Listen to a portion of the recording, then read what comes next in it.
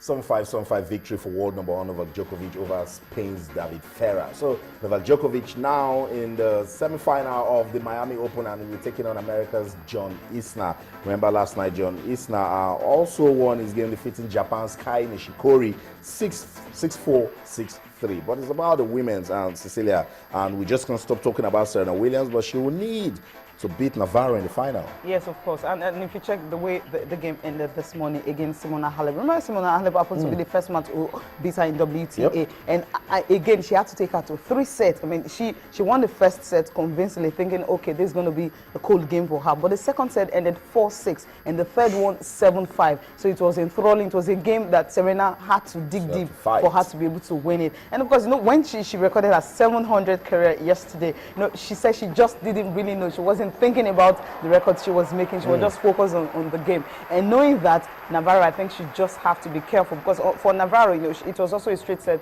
victory for her, beating Petkovic. I mean, Petkovic is higher than her in the seed. Petkovic actually seeded 9th, and she seeded 12th. And this is her first final in Miami. So definitely Serena Williams, she's got the experience. 7 times she's won this title. So for Navarro, I think she just has to be at the top of her game to even see if she can even take a set out of Serena Williams. Because right now, Serena, she's on fire. She's on fire. I tell you, 700th career win is no joke for Serena Williams. And also, Andy Murray, remember, he recorded his 500th career win. He'll be taking on Thomas Berdych in the first semi-final at the Miami Open. So quickly, let's go to England and talk about the English Premier League. It is back, and I'm sure you love it. Fans of Arsenal, Manchester United, Manchester City, Liverpool. Put Chelsea in there because they are leading, they're topping the table. For Cecilia, this weekend, just tomorrow, Arsenal and Liverpool will get us talking. That's the game everybody's actually looking forward to. I know the Stoke or Chelsea's game, or even Man U and Aston Villa.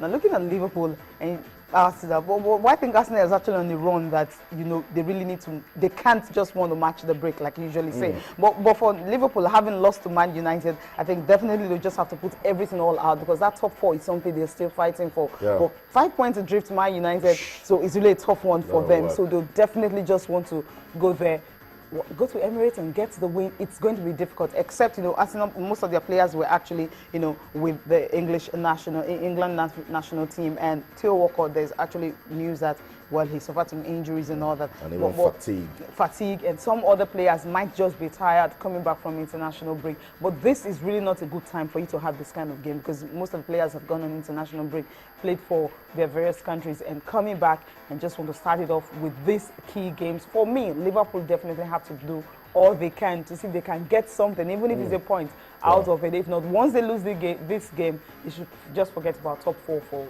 next season. Everton will take on Southampton. Leicester City will play West Ham. Manchester United, remember, they've made it to the top 4. They're 4th on the table. They will take on Aston Villa. Cecilia, that's another tricky game for Manchester United. The team actually ended their run the last time when they won a 7-game unbeaten run. And all that was the team that ended that. But that was actually not at Old Trafford. But Aston Villa coming to Old Trafford, I think Man United will just want to take a pound of flesh and see if they can get something out of that. They've been able to record successive victories, which was really not there when David Moyes was there. So being able to record that and being able to know, or will I say, Louis van Gaal right now knows his first 11. I mean, the players he used against the previous game, he used them against Liverpool. So he feels, okay, this is a team that will work well for me. He can just stick to that. No more tinkering with the team. Just stick to a first 11 that you feel will work for you, because one matter right now, he's on fire. Wayne Rooney also, when he's up front, he's scoring. He can also give a chance to Falcao, because he's saying that he really wants to prove himself. Maybe if he's given a chance in this game, get to start the game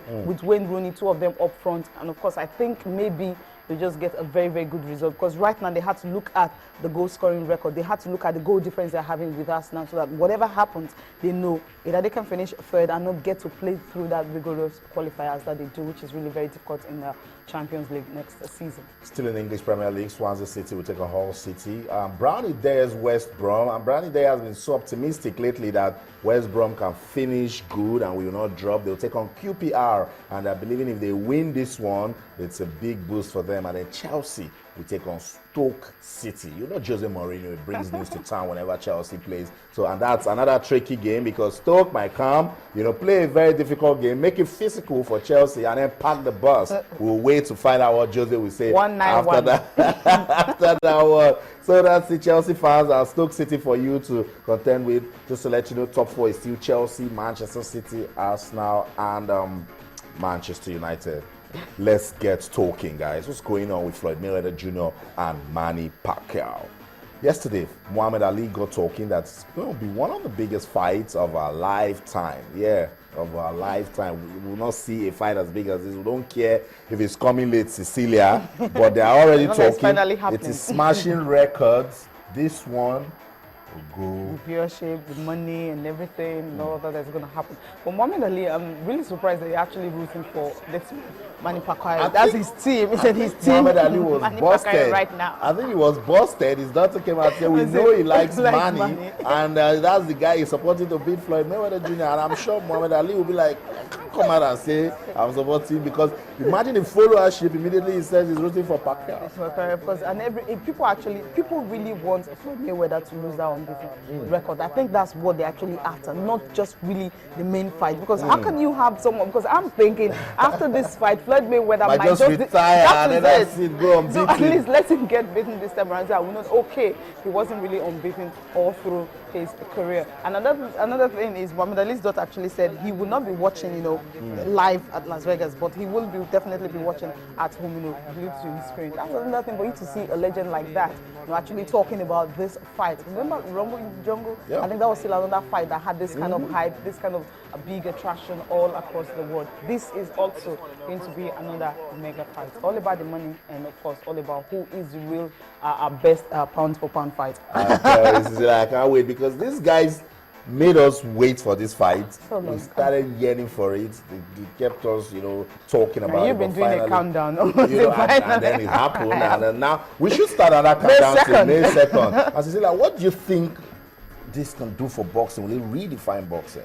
Yeah, not really, because people were waiting for it, and finally the fans get to see. I'm not sure it's going to do that, but what I really want to see is a boxing whereby you don't really have two people dominating. You can draw from, especially in the heavyweight category. Yeah. You just have the Klitschko brothers. Okay, the other one retires, but still have him actually dominating. And precisely. So by the time you start having other boxers coming up, contesting and competing, and the bout is bigger than this, it will not just be about two people.